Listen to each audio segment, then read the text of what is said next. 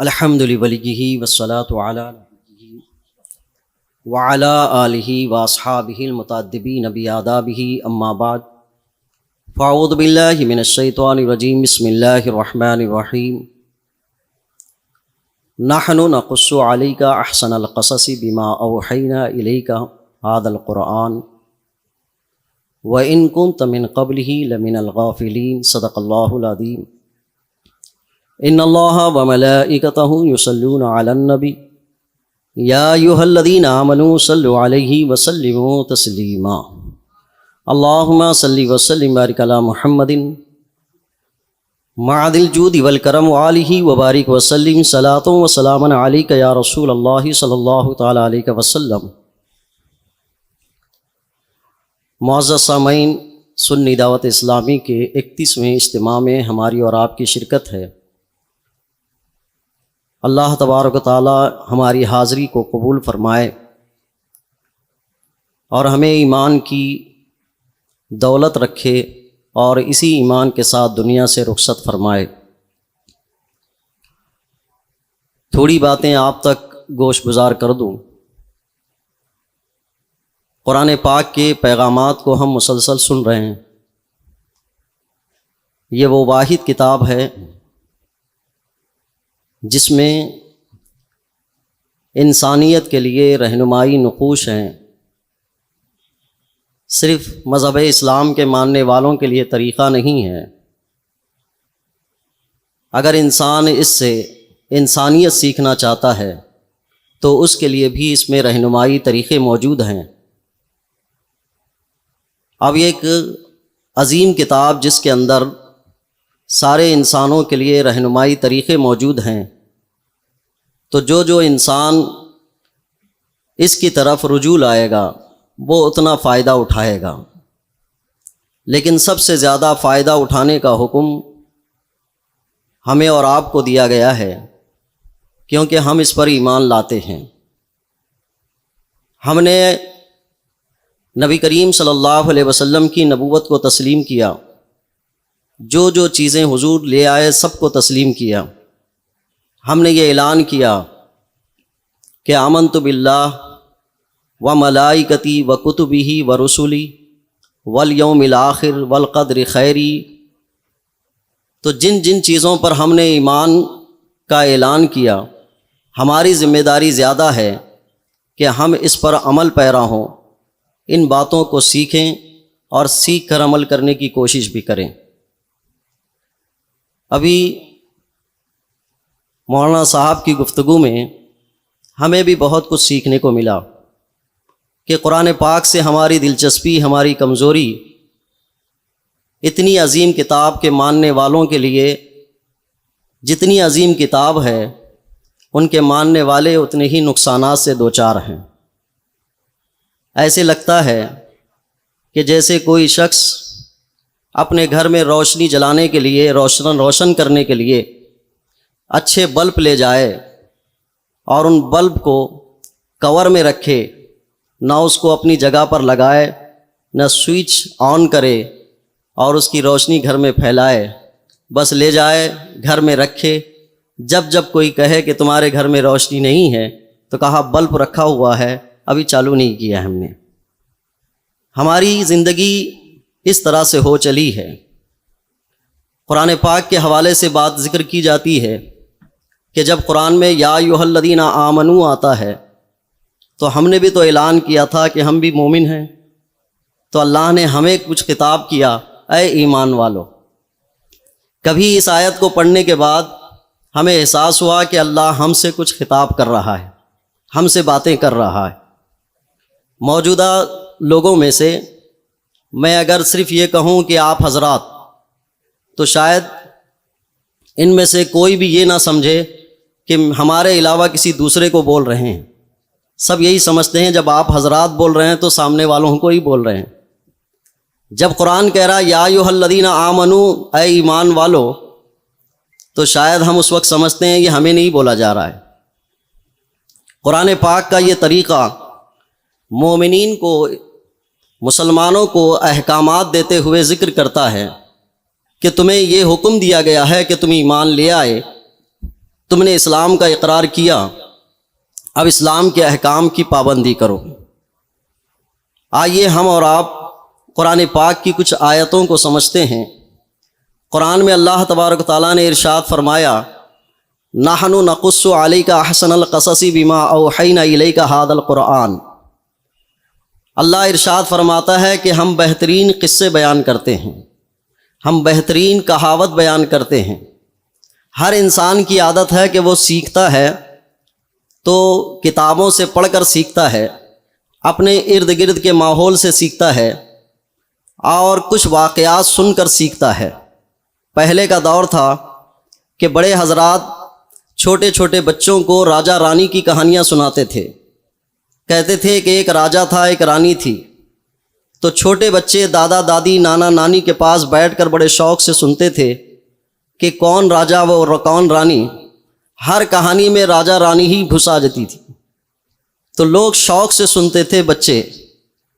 شاید اب مجھے یہ بتانے کی ضرورت نہیں ہے کہ اب قصے کہانی کوئی بیان نہیں کرتا یا کوئی سنتا نہیں۔ سب کے پاس موبائل ہے، سب کے پاس ٹی وی کنیکشن ہے، سب اب دادا دادی سے کہانی نہیں سننا چاہتے، وہ ٹی وی اور ویڈیو اور فلموں سے سیکھنا چاہتے ہیں۔ ہر انسان کے پاس اچھی بری خبریں دونوں آتی ہیں۔ اب انسان کے اوپر ہوتا ہے کہ وہ کس کو لے۔ سڑک پر کوئی حادثہ گزر جائے تو دیکھنے والے کھڑے ہوتے ہیں، اور جس کو وہ حادثہ دکھائی نہیں دیتا وہ پوچھتا ہے کہ کیا ہوا۔ تو جو شخص بیان کرتا ہے وہ اس کی اپنی کہانی ہوتی ہے۔ کسی کے نزدیک یہ ہوتا ہے کہ ایکسیڈنٹ اگر تھوڑا سا نقصان ہوا ہے تو وہ حقیقت بیان کرتا ہے کہ ہاں اتنا سا نقصان ہوا ہے، اور کسی کو بیان کرنے کی طاقت اور قدرت نہیں ہوتی ہے تو وہ کہتا ہے بہت بڑا ایکسیڈنٹ ہوا ہے۔ تو جس نے واقعہ دیکھا نہیں تھا، اس آدمی کی بات سن کر دوسرے کو جب بیان کرتا ہے تو کہتا ہے کہ بہت بڑا ایکسیڈنٹ ہوا ہے وہاں۔ اب ایک واقعہ ہوا تھا یہاں پہ ایکسیڈنٹ، پہلا آدمی جو دیکھنے والا تھا اس نے بیان کرتے ہوئے کہا کہ بڑا ایکسیڈنٹ ہوا ہے، دوسرے نے کہا بہت بڑا ایکسیڈنٹ ہوا ہے۔ اب اس سے جس نے سنا ہوگا وہ کہے گا کہ بہت بڑا ایکسیڈنٹ ہوا ہے وہاں۔ تو تین لوگوں کی زبان سے جو جملہ گیا، حقیقت میں کیا ہوا وہ پتہ نہیں ہے، لیکن ان جملوں کی کہانی نے کہاں کہاں تک پہنچا دیا۔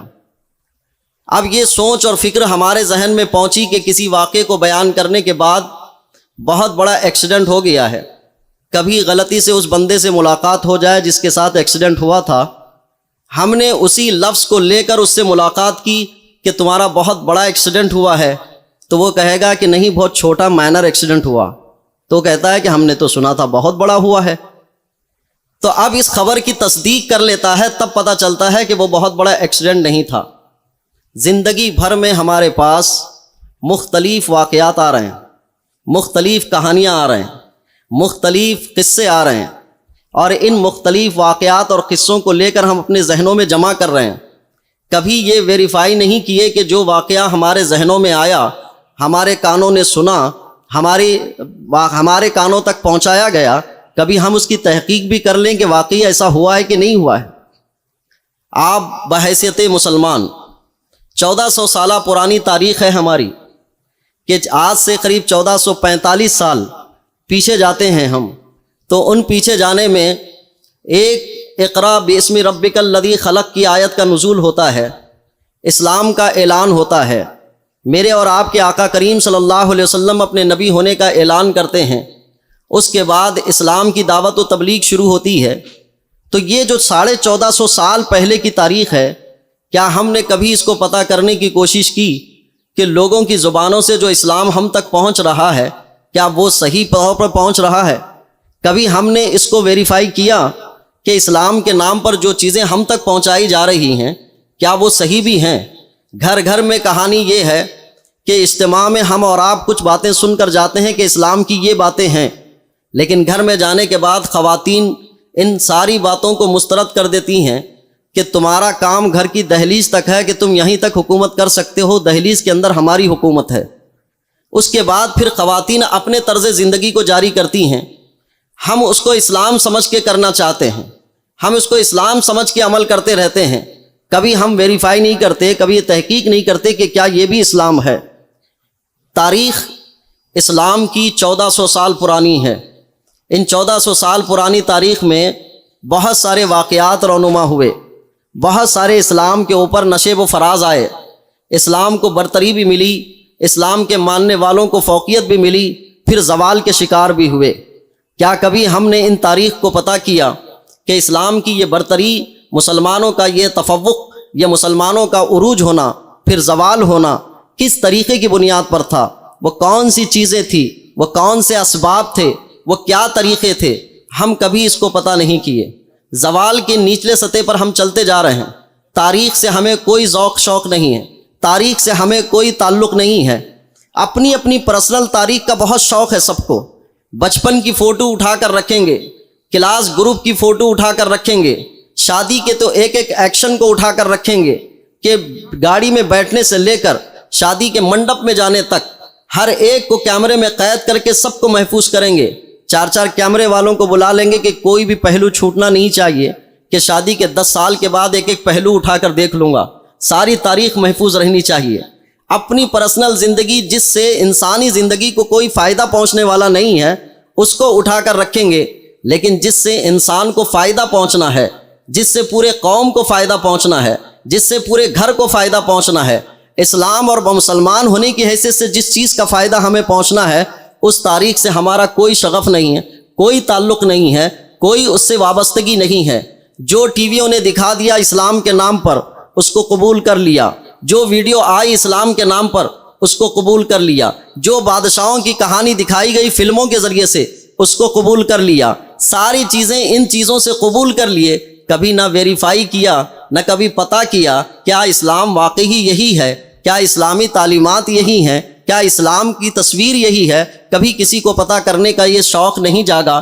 آج کے اس پیغام میں آپ سے یہ گزارش کرتا ہوں کہ اسلام کی تاریخ کو تھوڑا پڑھنے کی کوشش کریں۔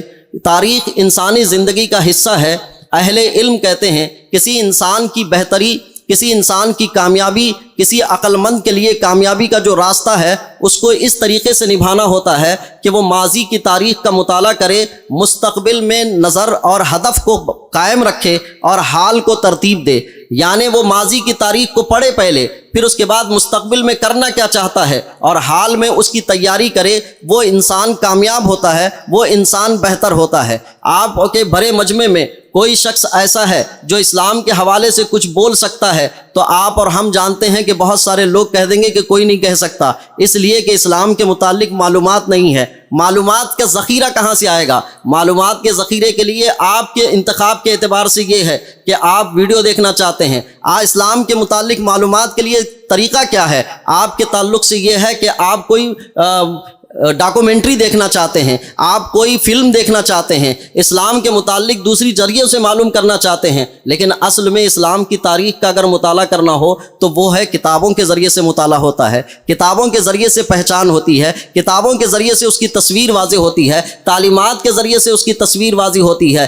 جن طریقوں کو ہمارے درمیان رائج کیا گیا ہے وہ اسلام کی صحیح تاریخ بتانے سے عاجز ہیں۔ نہ کوئی ویڈیو اس انداز سے اسلام کی تاریخ بتا سکتی ہے، نہ کوئی فلم اور مووی اسلام کی تاریخ کو بتا سکتے ہیں۔ دا میسج دیکھ کر بہت سارے لوگوں نے حضور کی سیرت کو سمجھنے کی کوشش کی، اور دوسری فلموں کو دیکھ کر، اسلامی ٹائگر کے نام سے فلمیں دیکھ کر انہوں نے اسلامی تاریخ کو سمجھنے کی کوشش کی۔ کسی نے ناول پڑھ کر اسلام کی تاریخ کو سمجھنے کی کوشش کی، کوئی موجودہ فلموں کو دیکھ کر اسلام کی تاریخ کو سمجھنے کی کوشش کیا۔ یہ ایسی ہی خبریں ہیں جس طرح سے میں نے پہلے مثال دی کہ کسی ایکسیڈنٹ کے ہونے کے بعد 3 منہ تک پہنچنے کے بعد جو خبر ہم تک پہنچی تھی وہ بہت بڑا ایکسیڈنٹ ہو گیا تھا، اور حقیقت میں وہ ایکسیڈنٹ چھوٹا تھا۔ اسی طرح سے جو تاریخ بیان کرنے والا ہوتا ہے، اگر وہ اپنا ہوتا ہے تو اس کے پاس حقانیت اور سچائیت کی ایک ضمانت ہوتی ہے، امانت ہوتی ہے۔ اور جو شخص اپنا نہیں ہوتا ہے تو وہ جب تاریخ بیان کرنے لگتا ہے تو وہ تاریخ کی حقانیت اور سچائی نہیں ہوتی ہے، اس کی اپنی آمیزش ہوتی ہے، اس کی اپنی نفرت ہوتی ہے، اس کے پاس اپنی آمیزش ملائی بھی ہوتی ہے۔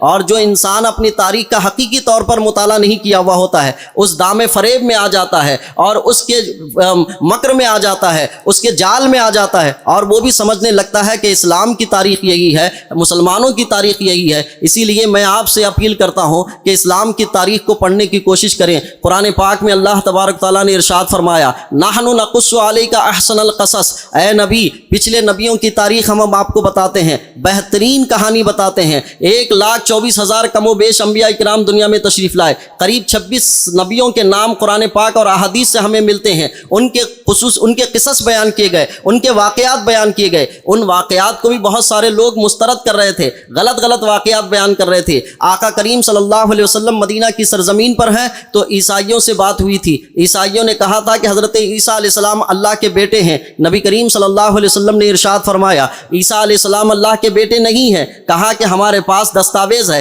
لکھا ہوا ہے کہ حضرت عیسیٰ علیہ السلام اللہ کے بیٹے ہیں۔ قرآن پاک کی آیت نازل ہوئی، اللہ کے رسول صلی اللہ علیہ وسلم ارشاد فرماتے ہیں عیسیٰ علیہ السلام اللہ کے بیٹے نہیں۔ عیسائیوں نے کہا اس پر مباہلہ کر لیتے ہیں، اس پر دعوت فکر دیتے ہیں کہ آپ ایک دوسرے سے مناظرہ کر لیں، ایک دوسرے کے لیے بحث کے لیے تیار ہو جائیں۔ نبی کریم صلی اللہ علیہ وسلم اس کے لیے مباہلہ کرنے کے لیے تیار ہو جاتے ہیں، اس بات کو بتانے کے لیے کہ جو تاریخ وہ حضرت عیسیٰ علیہ السلام کے لیے پیش کر رہے ہیں، اسلام نے کہا کہ یہ تاریخ صحیح نہیں ہے، جو حقیقت حال ہے وہ صحیح نہیں ہے، جو واقعہ وہ بیان کر رہے ہیں وہ صحیح نہیں ہے۔ اصل یہ ہے کہ حضرت عیسیٰ علیہ السلام اللہ کے بندے ہیں اور اللہ کی جانب سے اللہ تبارک و تعالیٰ نے ان کا انتخاب کیا ہے، وہ نبی ہیں، وہ رسول ہیں۔ یہ حضرت اللہ کے نبی صلی اللہ علیہ وسلم نے ارشاد فرمایا تو وہ اپنی تاریخ بتانے میں اٹل تھے اور اسلام نے سچی بات بیان کر دی کہ وہ تو اللہ کے بندے ہیں۔ یہ واقعہ تو قرآن پاک میں بھی ذکر کیا گیا ہے کہ حضرت عیسیٰ علیہ السلام کی ولادت کے بعد حضرت عیسیٰ علیہ السلام کو حضرت مریم رضی اللہ تعالی عنہا جب لے کر آئی تو اس موقع پر کہا تھا لوگوں نے کہ یہ بیٹا کہاں سے لائی، تم تو پاک دامن عورت ہو۔ تو کہا کہ میں نہیں کہتی کچھ بھی، جو پوچھنا ہے اس بچے سے پوچھ لو۔ تو حضرت عیسیٰ علیہ السلام اس وقت بول دیے تھے کہ انی عبد اللہ آتانی الکتاب وجعلنی نبیا، کہ میں اللہ کا بندہ ہوں، اللہ تبارک و تعالیٰ نے مجھے نبوت اور رسالت، مجھے کتاب عطا کی ہے۔ یہ حضرت عیسیٰ علیہ السلام نے کہا تھا کہ وہ اللہ کے بیٹے ہیں۔ ان لوگوں نے اتنے سالوں کے درمیان یہ تاریخ کو بدل دیا تھا اور تاریخ کو بدل کر حضرت عیسیٰ علیہ السلام کو اللہ کے بیٹے کے بدلے میں، اللہ کے بندے کے بدلے میں اللہ کا بیٹا قرار دیا تھا۔ قرآن نے صحیح واقعہ بیان کیا کہ نہ وہ اللہ کے بیٹے ہیں بلکہ اللہ کے بندے ہیں۔ تاریخیں بدلتی رہتی ہیں، کتابیں لکھی جاتی رہتی ہیں، ذہن موڑے جاتے رہتے ہیں، کہاں سے کہاں تک پہنچانے کی کوشش کی جاتی ہے، لیکن جب قرآن کا اسلوب آیا، قرآن نے کہا حضرت عیسیٰ علیہ السلام اللہ کے بندے، اللہ کے بیٹے نہیں بلکہ بندے ہیں، تو وہ مباہلہ کرنے کے لیے تیار ہو گئے، بحث کرنے کے لیے تیار ہو گئے۔ پہلی ملاقات میں ان لوگوں نے دلیل دی، کیا تم نہیں دیکھتے کہ جو شخص بھی پیدا ہوتا ہے اس کے لیے باپ ضروری ہے، اور حضرت عیسیٰ علیہ السلام بغیر باپ کے پیدا ہوئے ہیں، تو جب بغیر باپ کے پیدا ہوئے ہیں تو باپ اللہ ہوا اور بیٹے ہوئے۔ یہ دلیل دینے لگے۔ میرے آقا کریم صلی اللہ علیہ وسلم نے قرآن کی روشنی میں یہ دلیل ارشاد فرمائی، حضرت عیسیٰ علیہ السلام حضرت آدم علیہ السلام کی طرح ہیں۔ جس طرح سے اللہ تبارک تعالیٰ نے حضرت آدم کو بغیر ماں باپ کے پیدا فرمایا، حضرت عیسیٰ علیہ السلام کو تو کم سے کم ماں تو رکھی ہے، بغیر باپ کے رکھا ہے۔ حضرت آدم علیہ السلام کو تو بغیر ماں باپ کے رکھا ہے۔ تو جو تاریخ مس کرنے کی کوشش میں لگے تھے، قرآن نے صحیح تاریخ بتا دی۔ آپ آئیں اصحاب کہف کا واقعہ دیکھ لیں۔ اصحاب کہف کے واقعے کو لوگوں میں اختلاف پیدا ہوا تھا کہ وہ کتنے اشخاص تھے جس نے غار میں اپنا راستہ لیا تھا اور راستہ لے کر اپنے ایمان کی حفاظت کی تھی۔ لوگوں میں یہ خلفشار تھا کہ وہ 5 تھے، 6 ان کا کتا تھا، 6 تھے 7واں ان کا کتا تھا، 7 تھے 8واں ان کا کتا تھا۔ یہ اختلاف بڑھتا گیا تھا۔ نبی کریم صلی اللہ علیہ وسلم کے پاس بھی یہ سوال کیا گیا، قرآن کی آیتیں نازل ہوئی، پھر ارشاد فرمایا گیا کہ حقیقت میں وہ لوگ کتنے تھے اور ان کا باقیہ حصہ کتے کا کیا تعداد بنتی ہے۔ اصل واقعے کو بیان کیا۔ جب غلط کہانیاں بیان کی جاتی ہو، جب غلط تاریخ بتائی جاتی ہو، تو اس وقت اچھی تاریخ بتا کر انسان کی رہنمائی کرنا یہ قرآن کا مزاج ہے۔ قرآن نے اس بات کی ضمانت دی کہ پچھلے انبیاء کرام کے واقعات کو ذکر کیا، کہ حضرت آدم علیہ السلام کے واقعے کو ذکر کیا، حضرت موسیٰ علیہ السلام، حضرت یوسف علیہ السلام، حضرت یعقوب علیہ السلام، حضرت ابراہیم و اسماعیل علیہ السلام، ان سب کے واقعات ذکر کر دیے۔ قریب 1000 آیات مبارکہ قرآن پاک میں قصص بیان کرنے کے لیے نازل کی گئی ہیں کہ واقعات بیان کرتے ہیں۔ انسان کو واقعات سے ہوتا کیا ہے؟ انسان کو واقعات اور قصص قصص کے ذریعے سے انسان کی ذہن سازی ہوتی ہے، انسان کو صحیح رہنمائی ملتی ہے، انسان کو سیدھا راستہ ملتا ہے۔ غلط کہانیوں سے غلط راستے ملتے ہیں، سیدھے کہانیوں سے اچھے راستے ملتے ہیں۔ اسی لیے پہلے کے لوگ اپنی اولاد کو، آنے والی نسلوں کو صحیح راستے پر گامزن کرنے کے لیے صحیح واقعات بیان کرتے تھے۔ آج ہمارے پاس اچھے واقعات بیان کرنے والے کوئی نہیں، یا واقعات سے درس حاصل کرنے کے طریقے بیان کرنے والے کوئی نہیں۔ آج تو ہر آدمی سوشل میڈیا کا اسٹوڈنٹ ہو گیا ہے اور اسی سے اپنی تعلیم حاصل کرنے میں لگا ہوا ہے۔ کیسی چیزوں سے کیا حاصل کر رہا ہے اسے کچھ اندازہ نہیں۔ اور خصوصاً میں آپ لوگوں سے گزارش کرتا ہوں کہ فلموں کے ذریعے سے اپنی تاریخ کو پہچاننے کی کوشش نہ کریں، اور ان سیریلوں کے ذریعے سے تاریخ کو پہچاننے کی کوشش نہ کریں، ناولوں کے ذریعے سے اپنی تاریخ کو پہچاننے کی کوشش نہ کریں، اس لیے کہ ان ذریعوں سے جن لوگوں نے بھی اسلام کی تاریخ کو پہچانوانے کی کوشش کی ہے، انہوں نے اپنے مطالب داخل کر دیے ہیں، اپنی غرض داخل کر دی ہے، اسلام کی غلط تصویر پیش کرنے کی کوشش کی ہے۔ ہماری معاشرت میں ہر زبان سے کسی واقعے کو صحیح بیان کرنے کی طاقت نہیں ہے۔ تاریخ بیان کرنے والے کے پاس علم چاہیے، تاریخ بیان کرنے والے کے پاس امانت چاہیے، تاریخ بیان کرنے والے کے پاس سچائی چاہیے، تاریخ بیان کرنے والے کے پاس ایمانداری چاہیے۔ جب وہ بیان کرتا ہے تو وہ حقیقت حال کو بیان کرتا ہے۔ ان میں سے اگر یہ صفتیں جس کے پاس نہ ہو تو پھر وہ حقیقی تاریخ نہیں بیان کر سکتا۔ ہمیں اور آپ کو اندازہ ہے کہ تاریخ پڑھنے کے معاملے میں ہماری غفلت اور کوتاہی اتنی ہے کہ ہم اپنے آبا و اجداد کے بارے میں نہیں جانتے، اپنے اسلام کی حقیقی تعلیمات کے بارے میں نہیں جانتے، صحابہ کے کردار کو نہیں جانتے، تابعین کے کردار کو نہیں جانتے، محدثین کے کردار کو نہیں جانتے۔ کوئی بھی شخص آ کر ہمارے ذہنوں میں یہ وسوسہ دے کر چلا جاتا ہے کہ حدیثوں کو ماننے کی کوئی ضرورت نہیں، حدیثیں تو بعد میں بنائی گئی ہیں، سب سے زیادہ اہم چیز تو قرآن ہے۔ لیکن جب حدیث کو ترتیب دینے کی کہانی ہمیں نہیں معلوم تو ہم میں سے کسی بھی کا ذہن بدل جاتا ہے کہ واقعی حدیثوں کو تو بعد میں ترتیب دیا گیا ہے، قرآن تو پہلے موجود تھا، تو اب اس کے ذہن میں یہ بات آ جاتی ہے۔ لیکن جن لوگوں کو یہ پتا ہے کہ حدیثوں کو کیسے ترتیب دیا گیا ہے، کیسے اہتمام ان کے لیے کیا گیا ہے، تو انہیں پتا چلتا ہے کہ حدیثیں یوں ہی بنائی نہیں کی گئی ہے، نہ گڑی گئی ہیں، بلکہ گڑی ہوئی حدیثوں کو تو الگ کر دیا گیا ہے، اور اتنا اہتمام کیا گیا ہے کہ کسی اسلام کی تاریخ کو محفوظ کرنے کے لیے دنیا میں کسی مذہب نے اتنا اہتمام نہیں کیا جتنا اسلام کی تاریخ کو محفوظ کرنے کے لیے محدثین اور ائمہ نے محنت کی ہے۔ یہ ہمیں پتا چلتا ہے کہ جس شخص نے غلطی سے ایک مرتبہ بھی جھوٹ بولا، محدثین نے ان میں سے کسی کی حدیث لینے کو گوارا نہیں سمجھا کہ اس سے قرآن کی یعنی اللہ کے رسول کی بات بھی سن لیں، تھوڑا سا بھی جھوٹا ہے۔ لیکن جن فلموں کو سیریلوں کو بنانے والے لوگ ہیں، کیا وہ سچے لوگ ہیں، ایماندار لوگ ہیں، آپ کے گھریلو ہیں، آپ قریب سے جانتے ہیں ان کو؟ کیا آپ نے کبھی ان کو دیکھا ہے، ان کی ایمانداری اور سچائی کو دیکھا ہے؟ جب کچھ نہیں دیکھا تو ان کے بیان کردہ تاریخ سے آپ اپنے لیے کیسے ماخذ بنا سکتے ہیں؟ یہ اسلام کی وہ تاریخ ہے۔ ایک ایک حدیث کو لینے کے لیے، قرآن کی آیت کو جمع کرنے کے لیے جب تک تحقیقی زاویے سے گزرتے نہیں تھے، حقیقت تک پہنچتے نہیں تھے، تب تک اس کو لکھ نہیں لیتے تھے، جب تک اس کو اسلام کا نام نہیں دیتے تھے، جب تک اس کو حدیث کا نام نہیں دیتے تھے، جب تک قرآن کا نام نہیں دیتے تھے۔ اس طرح کی صفات تو آج کسی کے اندر موجود نہیں ہے، نہ رائٹروں میں جو کتابیں لکھتے ہیں، ناول لکھتے ہیں، نہ ان کے پاس موجود ہے، نہ سیریل فلمیں بنانے والوں کے پاس، نہ جو ڈاکومنٹری بناتے ہیں ان کے پاس۔ جب اسلام کی تاریخ کی سچائی اور امانت داری ان کے پاس نہیں ہے تو ہم مسلمان ہو کر کیسے ان لوگوں سے اسلام کی تاریخ لے سکتے ہیں، اسلام کی تصویر کیسے لے سکتے ہیں؟ آج ہمیں بہت ظالم بھی بتایا جا سکتا ہے، لیکن آپ پڑھو عدل اور انصاف اسلام سے بہتر کس نے دیا ہے؟ ظالم بتایا جاتا ہے، دہشت گرد بتایا جاتا ہے، لیکن آپ پڑھو تاریخ اسلام پڑھو تو آپ کو پتہ چلے گا اسلام سے زیادہ امن کس نے پہنچایا ہے، اسلام سے زیادہ امن کا پیغام کس نے دیا ہے۔ ان تاریخوں کو پڑھنے کے بعد پتہ چلتا ہے۔ کسی چیز کی اچھائی تحقیق جب تک نہ ہو، اپنے دل و دماغ میں کوئی بات نہ لیں۔ اللہ کے رسول صلی اللہ علیہ وسلم کی عادت کریمہ کہ پچھلے زمانے کی کہانی کو بھی آپ نے سچائی کے ساتھ بیان کی، آنے والے دور کی کہانیوں کو بھی بیان فرمایا، قیامت تک کی تاریخیں بیان فرمائی کہ قیامت کے وقوع کی تاریخیں کیا ہوں گی۔ آقا کریم صلی اللہ علیہ وسلم نے بیان فرمایا 10 محرم الحرام ہوگی، 10 محرم الحرام جمعہ کا دن ہوگا۔ یہ اگلی تاریخیں بھی بیان کی گئی، پچھلی تاریخیں بھی بیان کی گئی، حضرت آدم علیہ نبینا علیہ الصلوۃ والسلام۔ اسی لیے اس قرآن پاک کو سب سے جامع اور کامل کتاب کہا جاتا ہے کہ اس میں سچی باتیں ہیں، سچے واقعات ہیں، پچھلے بھی ہیں اور آنے والے دور کی بھی ہیں۔ اگر اس بات کی میں ضمانت دے دوں کہ جتنا مسلمان قرآن پر اجمالی طور پر ایمان رکھتا ہے، اسلام سے جو وابستہ نہیں ہے، جو اسلام کو پورا نہیں مانتے ہیں، وہ لوگ قرآن کی تعلیم کو اتنی ہی گہرائی سے اور سچائی سے دیکھتے ہیں کہ اسلام سچا مذہب ہے، اس لیے کہ اس نے جو تاریخیں بیان کی ہیں وہ من وعن ہوتی نظر آ رہی ہے۔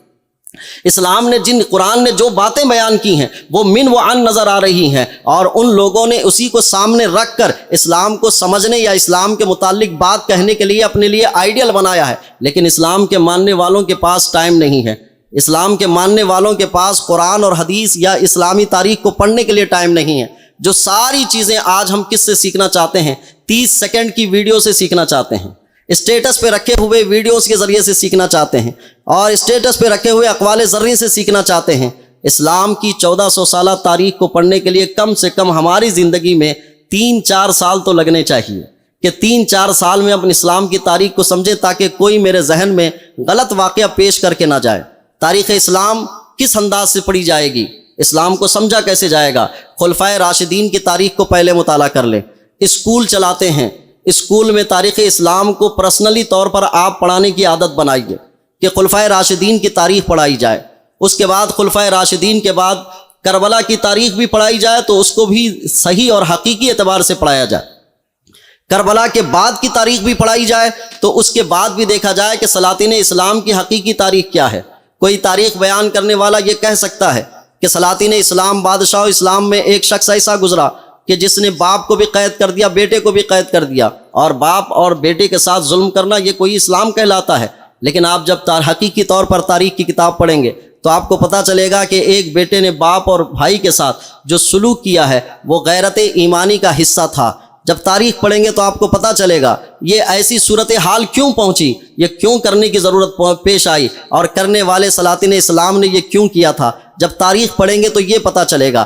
دنیا اپنی زبان سے کچھ بھی تاریخ اسلام کی اس تصویر کو موڑنا چاہے گی، آپ فوراً اس سے پہلے یہ طریقے کو اختیار کر لیں کہ ہم حقیقی تاریخ پڑھنے کی طرف جائیں گے۔ اور تاریخ کو جب تک آپ پڑھ کر حاصل نہیں کریں گے، میں پوری ایمانداری سے یہ بات کہہ رہا ہوں کہ آپ ویڈیو کے ذریعے سے، فلموں کے ذریعے سے، سیریلوں کے ذریعے سے، اور کوئی اسلامک سیریل کا نام آ جائے، اور خصوصاً پاکستان کے سیریلوں سے تو نہیں ہوگی، اس لیے کہ انہوں نے جتنی تاریخ اسلام کو مس کرنے کی کوشش کی ہے شاید ہی کسی نے کیا ہو۔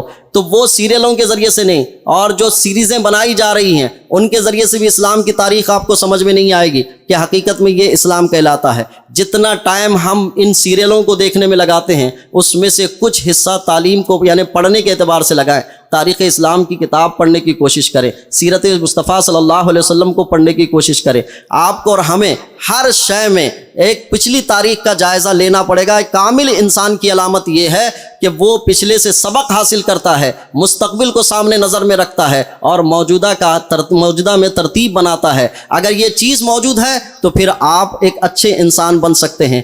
سب سے زیادہ ہمیں پچھلی تاریخ کو بھلانے کی ان لوگوں نے کوشش کی جن لوگوں نے اسلام کی غلط تصویر پیش کرنا چاہتے تھے، اور ہم نے بھی اس میں ان کی مدد کی کہ ہم بھی ایسے طریقے کو خوب اپنائیں کہ اسلام کی پچھلی تاریخ کو بھول جائیں اور نئے سبق کو پڑھ لیں۔ پچھلا جب بھولا گیا، نیا حاصل کیا گیا، تو آنے والے دور میں بھی اسلام کی صحیح تصویر واضح نہیں ہوگی۔ قرآن پاک نے حضرت آدم علیہ السلام سے لے کر حضور تک کے انبیاء کرام کے واقعات کو ذکر کیا تاکہ تاریخ اسلام آدم علیہ السلام سے لے کر اب تک محفوظ رہے، اور اب کے بعد سے لے کر قیامت تک کی تاریخ حضور نے بیان فرمائی تاکہ اسلام کی سچائی اور حقانیت ثابت رہے۔ تو ان چیزوں کو جمع کرنے کے بعد حقیقت میں ہمیں سمجھ میں آئے گا کہ ہم کہاں ہیں، ہمارا رخ کیا ہے، ہماری جہتیں کیا ہیں، ہم کہاں پر کھڑے ہوئے ہیں، یہ اس کے بعد سمجھ میں آئے گا۔ اسی لیے ہمیں اور آپ کو اتنی کوشش کرنی ہے کہ اپنی آپ کو سنواریں۔ یہ بچپن سے بچوں کو سنوارنے کے لیے بھی کوشش یہ ہے کہ آپ کی ہمارے اور بچے جو ٹی ویوں میں دیکھتے ہیں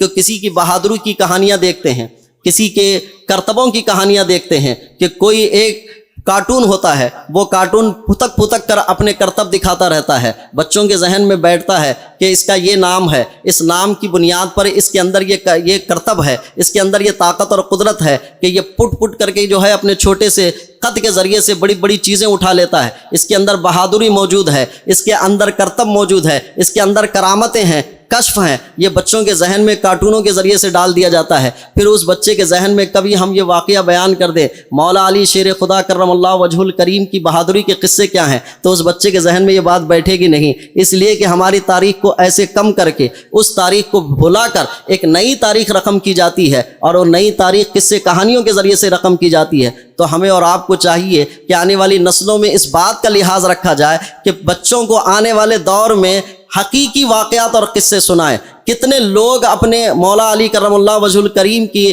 بہادری کے قصے جانتے ہیں، کتنے لوگ میرے آقا کریم صلی اللہ علیہ وسلم کی بہادری کے قصے جانتے ہیں، کتنے لوگ میرے آقا کریم صلی اللہ علیہ وسلم کی سخاوت کے قصے جانتے ہیں، کتنے لوگ میرے آقا کریم صلی اللہ علیہ وسلم کی سماجی خدمات کو جانتے ہیں۔ اگر ان واقعات کو ہمارے ذہنوں میں نہیں رکھا گیا تو آج کوئی بہت بڑا سماجی خدمت گزار بن کر سامنے آئے گا، حضور کی خدمت گزاری اس کے ذہن میں کم پڑ جائے گی۔ کوئی بہت بڑا بہادر بن کر سامنے آئے گا اور مولا علی کرم اللہ وجہ الکریم کی بہادری کے قصے کم پڑ جائیں گے۔ اسی لیے جو واقعات بیان کیے جاتے ہیں، جو قصے بیان کیے جاتے ہیں، وہ آنے والی نسلوں کو اپنے مذہب، اپنے قوم سے جوڑنے کا ایک اہم سبب ہوتا ہے۔ اس لیے میں آپ سے گزارش کرتا ہوں کہ اپنی تاریخ کو بھلانے سے بجائے اپنی تاریخ کو یاد رکھنے کے ان طریقوں کو اپنائیں جس کے ذریعے سے ہم اسلام کو سمجھ سکتے ہیں، اسلام کو محفوظ رکھ سکتے ہیں، قوم کو محفوظ رکھ سکتے ہیں، قومیت کو محفوظ رکھ سکتے ہیں، اور اپنے ان اصلی ہیرو کو پہچانیں کہ جنہوں نے اسلام کی خاطر کتنے ظلم برداشت کیے، ان حقیقی لوگوں کو پہچانیں کہ جن لوگوں نے اسلام کو پہنچانے کے لیے یا اسلام کی بات کو رکھنے کے لیے کتنے ظلم و ستم سہے۔ حضرت امام مالک رضی اللہ تعالیٰ عنہ نے کیا ظلم سہے، حضرت امام اعظم رضی اللہ تعالیٰ عنہ نے کیا ظلم سہے، حضرت امام حسین رضی اللہ تعالیٰ عنہ کس درد و کرب کے ساتھ گزرے، اسلام کی حفاظت اور صیانت ہی کے لیے تو گزرے۔ ان تاریخی واقعات کو جب تک اپنے ذہنوں میں نہیں رکھا جائے گا ہم حقیقی طور پر اسلام کی صحیح تصویر کو نہیں سمجھیں گے۔ کسی کے ذہن کو بھی اچک لیا جائے گا، ہیجک کر لیا جائے گا اس حیثیت سے کہ اس کو بھلا دیا جائے گا۔ میں نے بچپن میں ایک واقعہ دیکھا تھا کہ سرکس پہ دکھایا جاتا ہے کہ ایک شیر ہوتا ہے اور وہ شیر کرتب کرتا ہے، ایک آدمی کی ہلٹر مارنے سے اچکتا ہے، یہ سیٹ سے وہ سیٹ پر جاتا ہے، اس طرح سے حرکتیں کرتا ہے۔ تو اس زمانے میں بچپن میں ہم باتیں کرتے تھے کہ جو سرکس کا شیر ہے یہ انسان کو کھاتا کیوں نہیں ہے، انسان کو یعنی انسان کو نوچتا کیوں نہیں ہے، انسان پر حملہ آور کیوں نہیں ہوتا۔ تو بچپن کی کہانیوں میں ایک تجزیہ ہمارا نکلا تھا کہ وہ یہ کہ ایک شیر جو سرکس کا ہوتا ہے اس کے دانت نکال لیے جاتے ہیں اور اس کے پنجے کے ناخن بھی نکال لیے جاتے ہیں، تو اس وجہ سے وہ کچھ کر نہیں سکتا ہے کہ اس کے دانت بھی نکال لیے گئے، اس کے ناخن بھی نکال لیے گئے، لیکن جیسے جیسے بڑے ہوتے گئے تو پتہ چلا کہ اس کے دانت بھی موجود ہوتے ہیں، اس کے ناخن بھی موجود ہوتے ہیں۔ تو پھر وہ شیر جنگل کے شیر کی طرح کیوں نہیں ہوتا ہے کہ جنگل کا شیر تو انسان کو دیکھتے ہی جھپٹ پڑتا ہے، اس کے گوشت کو نوچنا چاہتا ہے، اس کو اپنی خوراک بنانا چاہتا ہے، لیکن یہ سرکس کا شیر تو اس کے ساتھ ایسا نہیں کرتا، بلکہ وہ انسان کے ہاتھوں کے اشارے پہ کرتب کرتا رہتا ہے۔ تو جیسے جیسے شعور بڑا ہوتا گیا تو ہمیں پتہ چلا کہ شیر کو سب سے پہلے جب پکڑ کے لایا جاتا ہے تو اس کو قید کر دیا جاتا ہے، قید کر کے اس کو اس کے زنجیروں کے یعنی اس کے پنجرے میں رکھا جاتا ہے، اور جب پنجرے میں رکھا جاتا ہے تو کئی دن تک بھوکا رکھا جاتا ہے۔ تو بھوکا رکھنے کے بعد اب شیر کو یہ احساس ہونے لگ جاتا ہے کہ میں کوئی شیر نہیں ہوں، اب صرف ایک بھوکا جانور ہوں۔ تو اس وقت اس کو تھوڑا کھانا دیا جاتا ہے تو وہ تھوڑا کھا کر زندگی گزار لیتا ہے، پھر اس کے بعد اس کو پھر تھوڑا کھانا دیا جاتا ہے، تو پھر تھوڑا تھوڑا دیتے ہوئے اس کو سمجھ میں آتا رہتا ہے کہ اب میں شیر نہیں ہوں، ایک پنجرے میں بیٹھا ہوا ایک جانور ہوں، ایک میرا مالک ہے جو مجھے لا کے کھانا دیتا ہے۔ وہ شیر تھا، جنگل میں تھا، تو اپنی طاقت، اپنی قدرت، اپنی صلاحیت کی بنیاد پر وہ خود سے شکار کرتا تھا اور خود شکار کر کے اپنی غذا فراہم کرتا تھا۔ لیکن جب اس کو جیل میں بند کر دیا گیا، اس کو پنجرے میں ڈال دیا گیا، تھوڑی تھوڑی خوراک اس کو دیتے گئے، جب دیتے گئے تو اس کو پتہ چلتا گیا، یہ احساس ہوتا گیا کہ اب میں شیر نہیں ہوں، میں صرف ایک خوراک پانے والا جانور ہوں۔ وہ خوراک پانے والے جانور کی حیثیت سے گزارتا رہتا ہے، یہاں تک کہ پھر وہی آدمی اس کو تھوڑی تھوڑی خوراک دے کے جب اس کے ذہن سے نکال دیتا ہے کہ تو شیر نہیں ہے، تو اب وہ جانور محسوس کرنے لگتا ہے اور اس کو اپنا آقا سمجھتا ہے۔ پھر وہ کہتا ہے کہ یہاں بیٹھ تو بیٹھتا ہے، یہاں اٹھ تو اٹھتا ہے، اور اس کے ایک ہلڑ سے پھر پنجرے میں چلا جاتا ہے۔ تو یہی کہانی ہماری اور آپ کی ہے کہ جب کسی کے ذہن سے اس کی تاریخ بھلا دی جاتی ہے تو پھر وہ انسان شیر بھی رہے گا تو پھر وہ شیر نہیں کہلائے گا، جنگل کا جانور بن جاتا ہے۔ یہ کیفیت ہماری ہوتی ہے۔ اسی لیے انسان کے ذہن سے کچھ چیز نکال دی جائے تو پھر وہ کچھ رہتا نہیں، پھر اس کے ذہن میں جو ڈال دیا جائے وہ رہتا ہے۔ تو ایک اس سسٹم کا ہوا کہ کمپیوٹر میں کسی ڈاٹا کو نکال دیا جائے اور دوسرے ڈاٹے کو داخل کر دیا جائے. اور جو آدمی ڈاٹے کو اچھا سمجھتا ہے، قابل نفع سمجھتا ہے، اس کو اپنے کمپیوٹر سے ڈیلیٹ ہونے نہیں دیتا، اس کو محفوظ رکھتا ہے. وہاں سے ڈیلیٹ کر دیا جائے تو پھر ہارڈ ڈسک میں محفوظ رکھتا ہے. ہمیں اور آپ کو اسلامی تاریخ کی حفاظت کے لیے اس سے زیادہ کوشش کرنی ہے، اس سے زیادہ محنت کرنی ہے، اور اس سے زیادہ اپنی زندگی کو سنوارنے کی کوشش کرنی ہے کہ اسلامی تاریخ میں مسلمانوں کے لیے اللہ تبارک و تعالیٰ نے کیا کیا احکامات بیان فرمائے اور مسلمانوں کی تاریخ کیسی رہی ہے. یہ چند باتیں میں نے آپ تک پہنچائی. ایک آخری بات آپ سے کہنا چاہوں گا. ہمارے اندر ایک بہت بڑی خوبی ہے کہ ہم بہت اچھا کھاتے ہیں. اچھا کھانے کے کسی ٹیسٹ کو ہم کمزوری میں دیکھنا نہیں چاہتے، اچھے سے اچھا ٹیسٹ چاہیے ہمیں. ہم بہت اچھے کپڑے پہننا چاہتے ہیں، اس میں کسی قسم کا کوئی کمپرومائز نہیں کرتے. اچھے سے اچھا رہنا چاہتے ہیں، اس میں کوئی کمپرومائز نہیں کرتے. ایک گزارش یہ ہے، اچھے مسلمان بننے کی بھی کوشش کرنی ہے ہمیں کہ اس میں بھی کوئی کمپرومائز نہ ہو. اچھے مسلمان کیسے بنتے ہیں؟ جب ہم اور آپ سوچنے لگیں گے کہ اچھے مسلمان کیسے بنتے ہیں، تو پھر اس کے بعد ہم ہر اس چیز کی طرف جائیں گے جو اچھا مسلمان بننے کے لیے ہمیں ضروری ہوتا ہے. ہم پھر قرآن کی طرف بھی جائیں گے، ہم حدیث کی طرف بھی جائیں گے، ہم تاریخ کی طرف بھی جائیں گے، ہم اچھے واقعات سننے کی طرف بھی جائیں گے، ہم اچھے لوگوں تک پہنچیں گے. اس لیے کہ انسان جس کو اپنے ذہن میں اچھا کرنا چاہتا ہے اس سے ان چیزوں کو تلاش کر لیتا ہے. جب اچھے کپڑے پہننا چاہتا ہے تو شہر میں جو سب سے اچھا ٹیلر ہے اس کے پاس جاتا ہے. جب اچھا کھانا چاہتا ہے تو شہر میں جو سب سے اچھی ہوٹل ہے وہاں جانا چاہتا ہے. لیکن ہم نے اس کا ذوق تو بہت بڑا لیا، اس کو کامل کر دیا. تھوڑی کوشش ہم اور آپ کریں کہ اچھا مسلمان بنیں، اچھے کامل مسلمان بننے کی طرف آئیں. اور اس کے ٹیسٹ کے لیے آپ کو اور ہمیں ایسے سنی اجتماعات کے علاوہ بزرگوں سے وابستہ ہونا پڑے گا. اس لیے کہ ٹیسٹ اسلام کا یہیں سے ملے گا. ایمان کی حرارت بھی یہاں سے ملے گی، ایمان کی حلاوت بھی یہاں سے ملے گی. اور بالخصوص اعلیٰ حضرت علیہ رحمت و رضوان کی کتابوں کو ہمیں اور آپ کو پڑھنا پڑے گا. اس لیے کہ ایمان کی حلاوت، ایمان کی حرارت ان کتابوں سے ملتی ہے، ان نفوس قدسیہ سے ملتی ہے. میں نے چند باتیں بے ترتیب آپ تک پہنچائی ہے، ممکن ہے کہ کچھ سمجھ آیا ہوگا. اللہ مجھے آپ کو عمل کی توفیق عطا فرمائے. السلام علیکم ورحمۃ اللہ وبرکاتہ.